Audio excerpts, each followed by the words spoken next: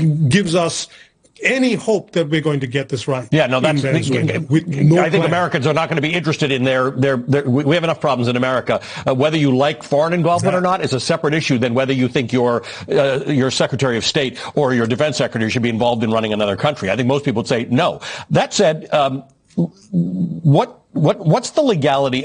Is there a difference in the legality around this if we had said that this was about democracy or the liberation of the Venezuelan people? Because as we pointed out, we don't have consent from anybody in Venezuela. The Venezuelan diaspora, who didn't like Chavez, doesn't like Maduro, they're not getting what they want because the current administration is staying in place. The people who liked Maduro are not consenting to this. The acting president of the country has said Maduro is the president.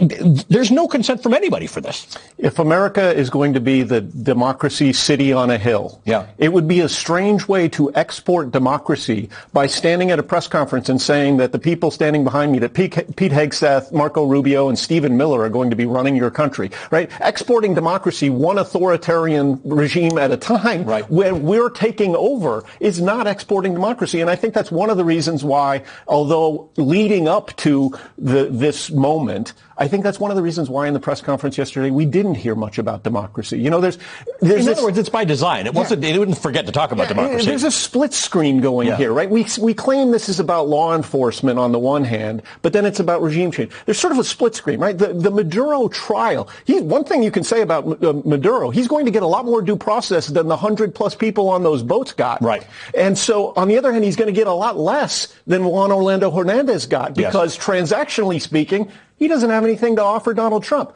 You want to talk about the United States not being a city on a hill? When we are rule of man, not rule of law, what can you do for the leader of the nation, not what are the legal ramifications of what you have done or what you have not done? And think about this. 18 months ago, Ollie, the United States Supreme Court said that the U.S. president can't be held accountable in U.S. courts for violation of U.S. law.